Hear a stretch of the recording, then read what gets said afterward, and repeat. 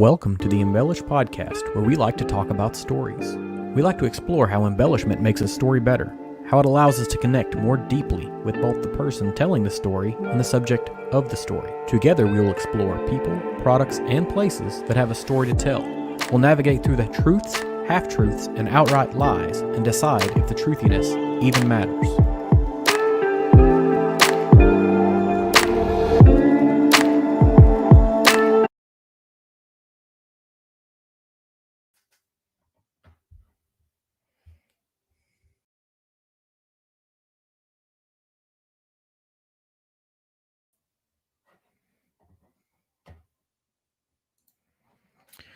Good evening. I hope everybody can hear me. Let's see if everybody can hear me. Mute on. We'll see if anybody joins me tonight. We'll see what happens. Not entirely sure how this is going to go tonight. Trying out StreamYard just to see what that experience is like as I get closer to having people joining me on a live stream in the future. Anybody that wants to come in and have these conversations with me, do anything along that lines. So we'll start with a few things, some industry insights. I know that no one on this stream or who watches this video after the fact is aware, but there isn't going to be a George T. Stagg this year. So there's a lot of concern for folks. So I've already read some immediate rumors. They start feeling like, oh, this is actually a ploy to be able to do something different or more celebratory after the fact. But, it is what it is. Other bits of housekeeping.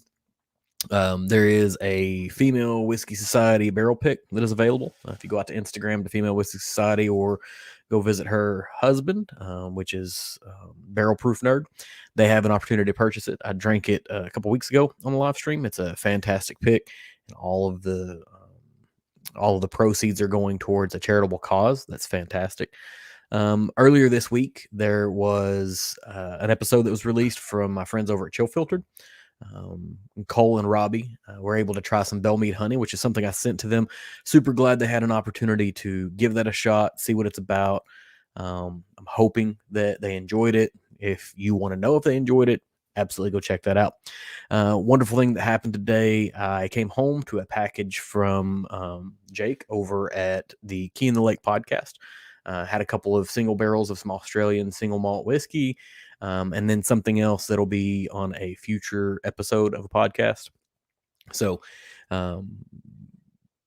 hoping that you folks will enjoy what's coming out of that. Be fantastic. Man, it's been a long week at work, and it's a short one at that. I'm actually planning on taking some time off this week. We're heading up to Indiana with the hopes of having maybe an Alan Bishop sighting. So, it's been one of those weeks where I feel like everything is good and bad all at the same time. Check a couple things on my settings here. All right. So let's get on with the episode tonight. I took an opportunity earlier this week to share out a story on Instagram, trying to capture some information. Did it a week before as well, and it was in reference to words that whiskey geeks really have a hard time with, things that they're used to seeing people using on a regular basis. It's, I don't know, it is what it is. So we're going to have a conversation about wordplay, and we're going to talk about a handful of things tonight. Something that you may like, something that you may dislike, something you think that is stupid or smart or funny or whatever else. But we'll see what that's about. I'm going to play with these layouts and see which one makes the most sense. We'll start with this one. So wordplay, a lot of this is going to be semantics to me. These are going to be things that probably aren't really that important for most whiskey drinkers, because we have to understand that everybody that I'm talking to is likely in like the 1% of whiskey consumers where we get geeked out on certain types of words or certain types of whiskey, certain types of things, whatever it is.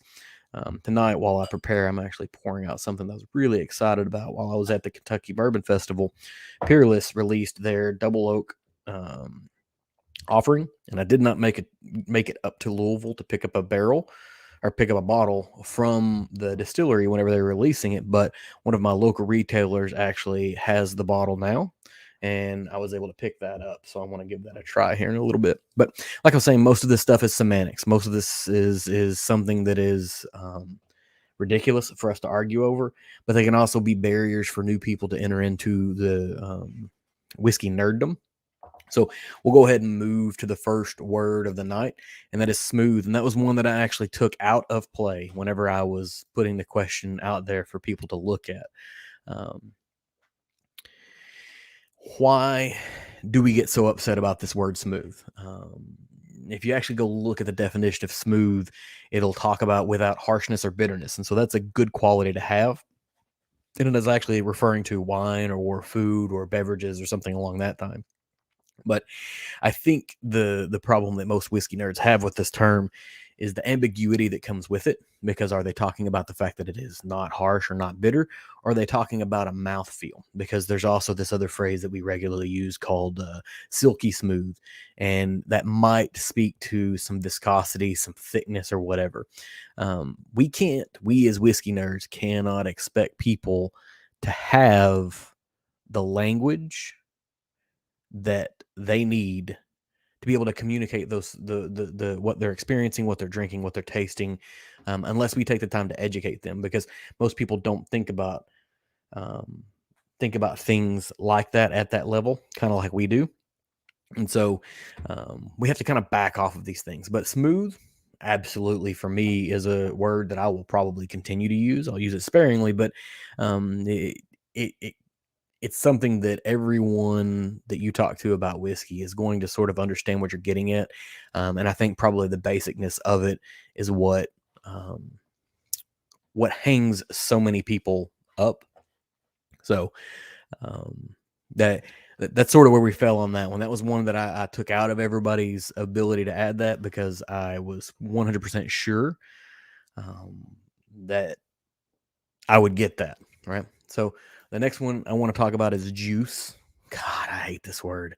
Don't really know why, but it's this word that we keep using to try to keep from saying the word whiskey or bourbon over and over and over again. But it's not a better term. I don't think that it is. It's not great. Like juice is something that usually comes out of fruit. Like you usually squeeze some type of fruit to get it, and it's just not it's not a great word. We got to stop using it. I use it, everybody does. The next word that I want to talk about, and I'm going to blow through some of these fast and some of these relatively slow, is tater or tater sticker. And this is one that I do want to spend a little bit of more time talking about. um if you're new to this realm, if you're new to thinking about stuff like this, the idea of a tater is generally going to be reserved to someone who pretends to know a lot about whiskey but probably doesn't. They're going to be going into the liquor store and saying, "Hey, you got any Pappy in the back?" Or they're going to be obsessing over the latest San Francisco spirits competition, top whiskey of the world, and as soon as it's released, they're going to go out and they're going to try to buy it up.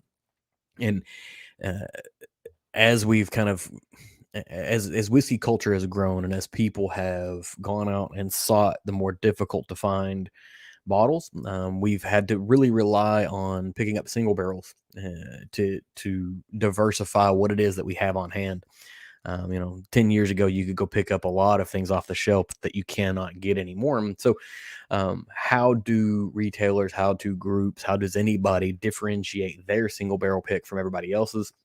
So somebody came up with the idea of doing stickers a while back, and they may be a design based off of the pick experience or some other thing. And a lot of people, a lot of whiskey nerds get really axle wrapped on this when they start sort of obsessing over the fact that if you're into stickers or you're into specific bottles, you're a tater. And it's an insulting term.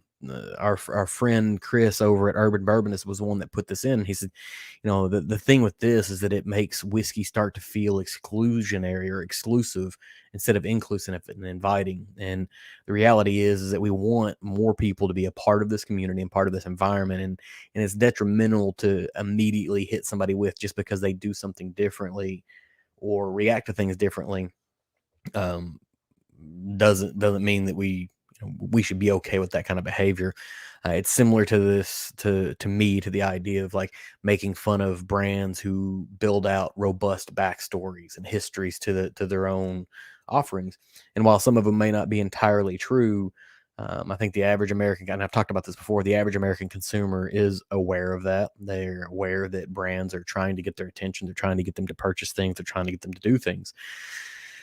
So, all that to say that, like a prime example for me, there's a company called Good Times, and they're real big about doing single barrels.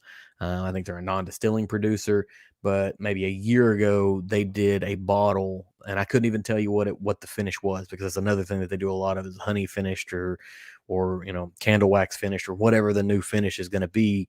They do a lot of those, but they had a label. They had a Tater sticker, and it was specifically the Amazing Spider-Man. And it was an older issue looking, looked like an older issue of a comic book. And I really enjoyed that because whenever I was younger and I collected comic books, I would guess that if you are a whiskey collector, you probably collected comic books or baseball cards or pocket knives or something. Like, it's a collector's habit. If you end up with a shelf like this behind you, it's probably because you did that as a child and you're going to continue to with different types of things. And that's okay. There's nothing necessarily wrong with any of that, but I really like the sticker. Could care less about what was going to be inside the bottle, what people were putting in it. And I would have, if I could have gotten my hands on it, I absolutely would have purchased it, which would have put me square in the crosshairs of being a tater. And the reality is that I am secure enough in myself to really not care about that. But if you're new and you're trying to fit into the environment, this is not the type of behavior that is good for long-term growing any brand or any product. So I'm gonna wrap that one up. The next one, great value. This one I was sort of surprised that it showed up, but the more I think about it, the more I start kind of realizing that why are we calling something a great value? Prime example for me is that on the top shelf up here, let me see if I can kill this real quick.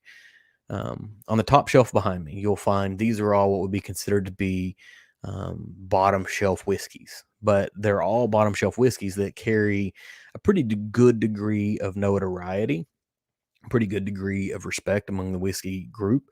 And they would be what a lot of people would be considering great values. But at the end of the day, whatever is in the bottle is either good or not good, regardless of what you pay for it. The idea of the great value comes into play where you start feeling like you paid too much or you paid too little for the quality of what's in the bottle, but does it really matter? Like, you either like it or you didn't like it, and you're either satisfied with what you played or you're not satisfied with what you paid for the particular item. It's almost as if the idea of great value is lowering the standards that would come along with inexpensive whiskeys. And I think about this, that if you think about subgenres of music or you think about young adult novels, they're gauged with a different set of standards and a different set of whether they're good or not, because their target audience is smaller, because the person who's writing it is not as skillful. At the end of the day, that's not really useful, because it's just either good or is not good. There are young adult novels that are great, and there are young adult novels that are not great. And trying to say that it is a great value because we lowered the standard, that's a problem, right? I don't particularly care for that one. And I'm blowing through these a little bit faster than I expected to. So I'm hoping that someone will join, maybe throw a comment out there, something for me to react to, continue the conversation. There's a couple towards the end that might take a little bit more time. The next one, and this one is a more recent term that I've seen, is neck pour. what is a neck pour? Like, that's what I want to understand. I watched and listened to a really good podcast from Bourbon Real Talk, and he was talking specifically about neck pores. And there's a video, and I may put the link in the description after I finish this video. Tomorrow morning sometime, put a link to his video, and he actually took a bottle and he filled it with water, and he put a couple of drops of food coloring in it, and then he kind of ran through what it takes to try to pour what would be considered the neck pour out. And what he exhibited is basically, you're not going to, whenever you go to tip something, what's in there changes. Like, it's going to mix a little bit with what's below it, and also you're going to end up getting more of what's off the bottom of it as opposed to what's directly off the top. You don't just get the top layer. And so, is the neck pour really a thing? I don't know. And there's been the guys over at the Whiskey Tribe. They tried to pour out a neck pour and pour out what was in the bottle and compare the two. You invite conversations of oxidization whenever you talk about neck pours as well. And I don't think many of us are skilled enough to understand the difference between what's in the bottle and what's a neck pour. I also think that what is in these bottles, man, that smells really good. This Peerless Double Oak smells fantastic.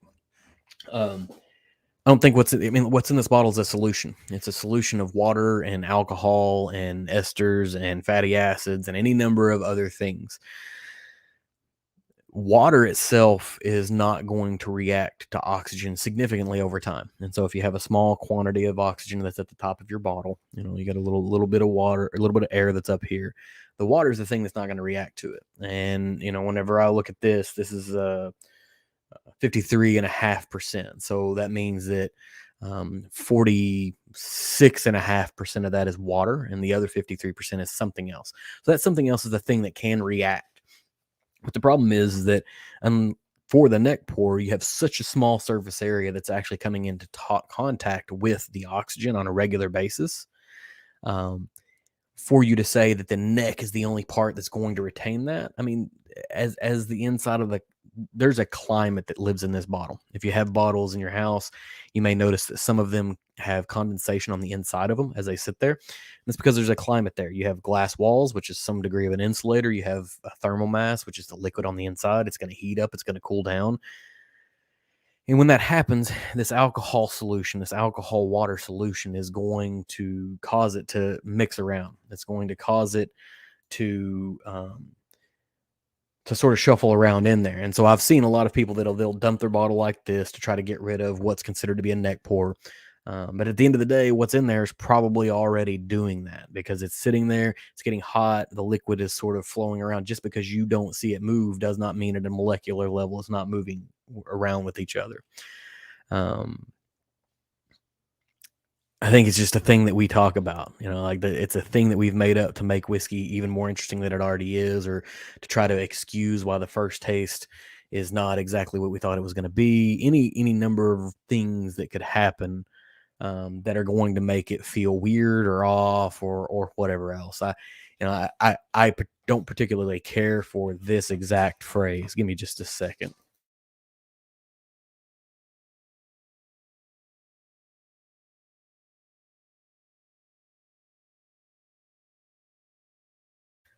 That was awful. I have a pacing dog, and he's going to clack through here and continue to make noise over and over again.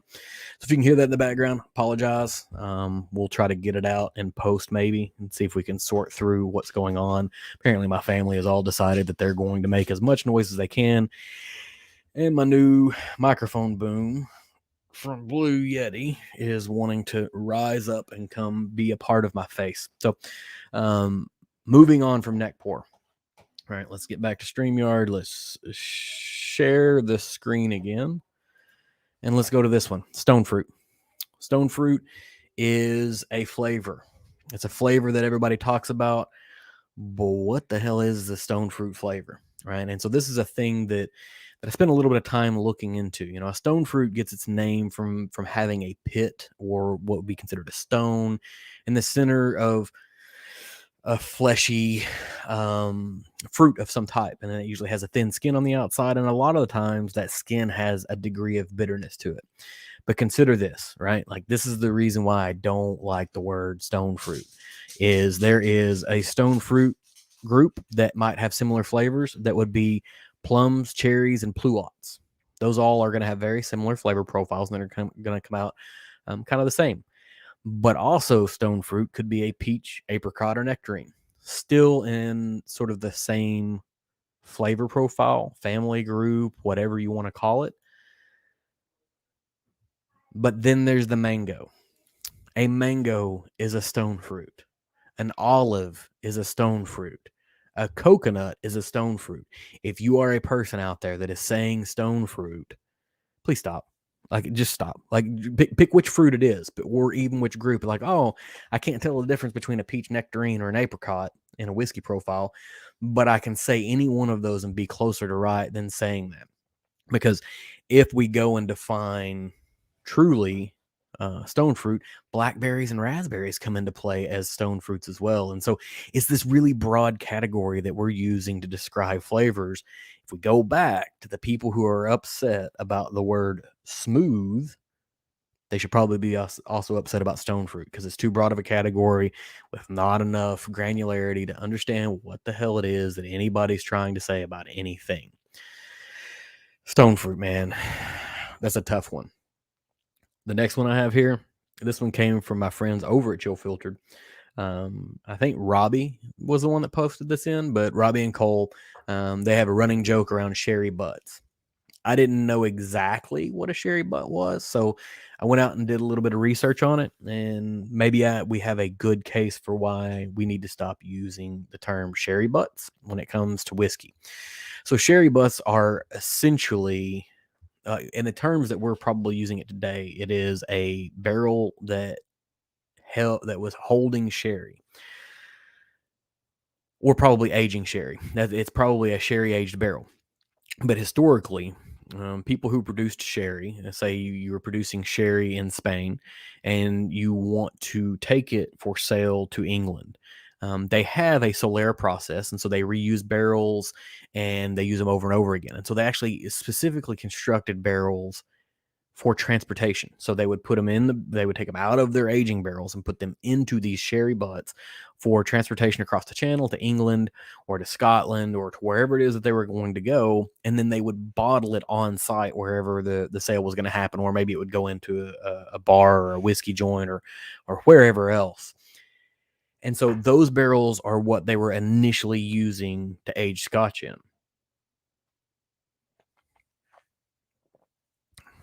Man, those guys know what they're doing. And how does that differ from a sherry age or a Scotch, a barrel that was used to age sherry? Well, most likely, at least historically speaking, most likely these barrels are going to be what would be considered wet barrels when they get to the Scotch distillery to be aged in. So there may be some degree of moisture still left, some degree of sherry that is still existing inside of that barrel. And so sherry butts were the ones that were used to transport it. Well, as standards of identity changed, it required that if you want to have something labeled as a sherry, it needs to be made, aged, and bottled in the same country. And so these sherry butts now become the barrels that they aged sherry in that they then ship across. And so now that barrel is drying out, it's doing some other thing, and it's also probably going to be aged. The sherry is going to be aged a significantly longer period of time, and so maybe some of the goodness in the barrel, some of those lignins and the tannins and the vanillins that are inside that particular barrel are now gone because they were imparted into the sherry itself, and there's not a lot left in the wood to be extracted. So what we're getting now is a little bit different than that. And then beyond that, like there's this conversation that's happening amongst single malt drinkers, amongst sherry drinkers, amongst Scotch drinkers.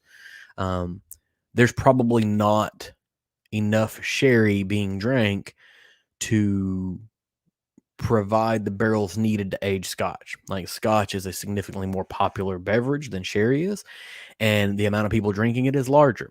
And so there are companies likely out there now that are making sherry with the explicit intent of using that barrel to then age Scotch. And so my question becomes, like, is that even good sherry, right? And so when we're talking about sherry butts, using the term sherry butts from days of yore, what we're using now is probably a far removed version of that.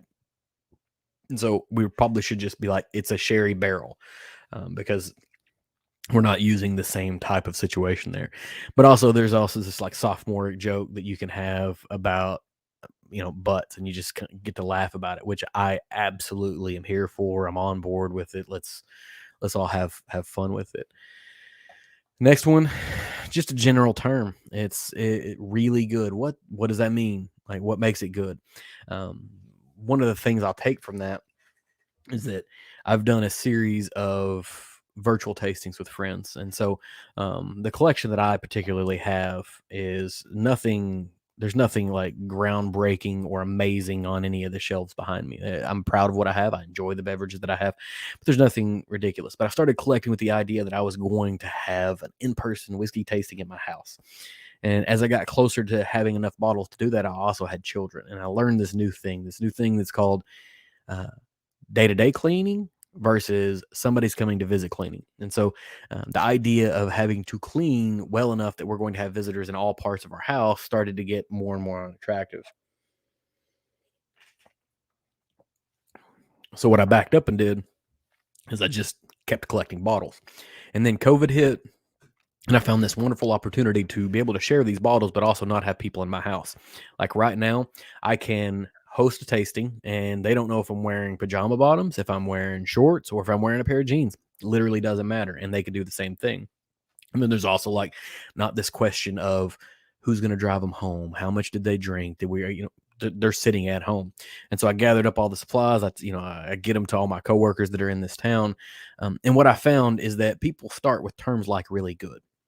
They start with this idea of generic terminology because they don't have the language to communicate what they want. And so part of using words like really good is just sharing it in education. And that is, as we whiskey geeks kind of get these people in, the idea is to move them past terms like smooth and really good and great value or stone fruit. Those are all sort of generic terms, and we don't do that by telling them what's in there, because at the end of the day, nobody can pick a flavor of something that they've never drank before. And then there's also this concept of, if I tell you this tastes like bananas, do you think it tastes like a banana? Do you think it tastes like banana pudding, banana runts, or a banana milkshake? Because those are all four different versions of banana, and everybody has their own version of that. And so these we have to educate them on how to pull these terms out, and really good is one of those. The last term that I have is one that I got from Single Barrel Snob's wife. She goes by Rebecca Railroad on Instagram, and she passed this to me. And before I get to it, this one's a lot more serious, I think. And as I became a father of girls, my awareness of stuff like this heightened, and that's really sad. Like I feel pretty bad about the fact that like I never thought about this before.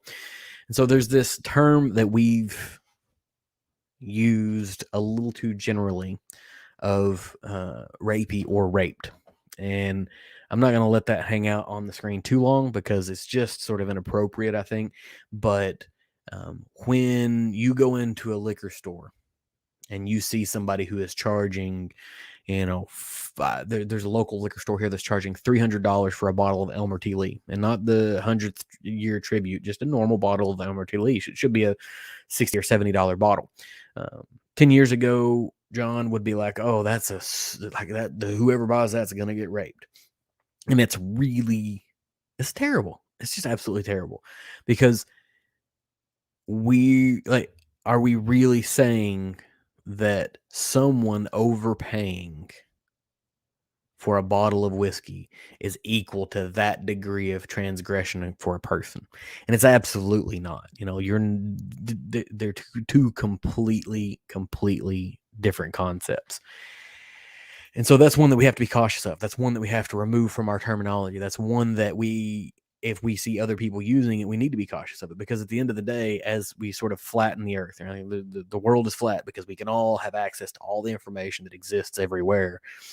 But as that happens, more people are able to see us say things like this, and it's desensitizing something that should be sensitive. Like, we should not be taking away any of the weight of the word by using it so casually, right? And so that's when we got to pull out. I don't. You can disagree with. I have 9 words we've talked about here tonight. You can disagree with 8 of them. That's perfectly fine. This one, there's not a whole lot of room to disagree. If you don't like that, you can absolutely unfollow. I agree. I get it. It is what it is. That runs through the words that I wanted to talk about tonight. That this is maybe a fireside chat type concept for me. I enjoy doing it. There's a couple of there's 3 or 4 other words that kind of came into play. There's unicorns or secondary or flipper. Those are all terms that I want to get to later on because I want to have a conversation. I've been listening to Bourbon Pursuit has been doing a series on is bourbon broken, and I have thoughts on is bourbon broken, but I don't think that I don't think I can cover it here. I think that's essentially an episode in and of itself. It's a complete thing. You'll have to bear with me. I'm trying to pull up another document. So those are the words I covered. We talked about smooth, juice, tater or tater sticker, great value, neck pour, stone fruit, cherry butts, really good. These are all things that some of my great friends on Instagram have brought to me and said, hey, this is a term I don't like, or this is a thing that I think we should talk about, or whatever else. I appreciate everybody's input on this. I'm not good with tasting notes off the cuff. I would have to spend some time with this. But if you get an opportunity to buy a Double Oak Peerless, absolutely do. This is fantastic. I'll go back to my earlier statements. Go pick up a female whiskey society single barrel pick if you get an opportunity. It is a great selection. Let's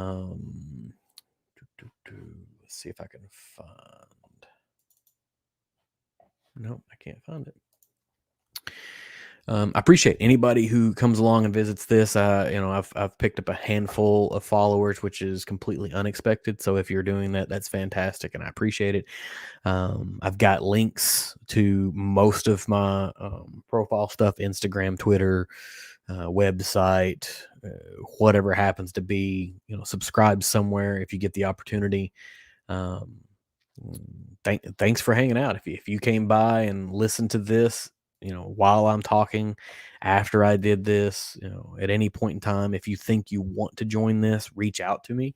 I've got other things to talk about. I've got a list of these fireside chats that are coming. We're going to talk about, we talked about words to hate. We're going to talk about water. We're going to talk about small batch bourbon. We're going to talk about, changes, like there's a bottle that is, I can't remember. It's over here that is going to be something that a particular distillery decided they wanted to change how they operate and how they deal with creating new products. And I think those things are worth us having a chit chat about. I see. Thank you, Robbie, for showing up. You already, I don't know how long you've been here, but if you've been here for very long, you got to hear me talk about sherry butts. If you haven't been here for very long, you're going to have to roll it backwards and listen to me talk about sherry butts. That one's explicitly for you. You guys tossed it out there, and I talked about it a little bit tonight. So I don't have a whole lot else to say tonight. I'm not going to roll this out for an incredibly long amount of time. I was trying to find the outro video that I created at some point in time and have that ready to roll through here. I planned on starting at 9:05, started a little bit late because the family didn't wrap up the evening. Everybody's on fall break. Wife's a school teacher. Both kids are out of school. So didn't get enough time to prepare and load things in. And Robbie, if you're still here, you're more than welcome to join if you want to hop on and chit chat for a second. I do have, like I said, I'm running StreamYard tonight. Next week, I'll probably do OBS Ninja, which is another way of streaming and being able to allow people to join you at some point in time. We'll see which one of these is best. I've heard a lot of complaints and maybe not so positive things about StreamYard specifically. I've heard some good things about StreamYard. I've seen a lot of people using it, and you can see on this side, there's a little label here that says it is obviously StreamYard tonight. I'm going to give it one more chance. I'm going to poke around on these video files and see if I can ramble long enough to find it.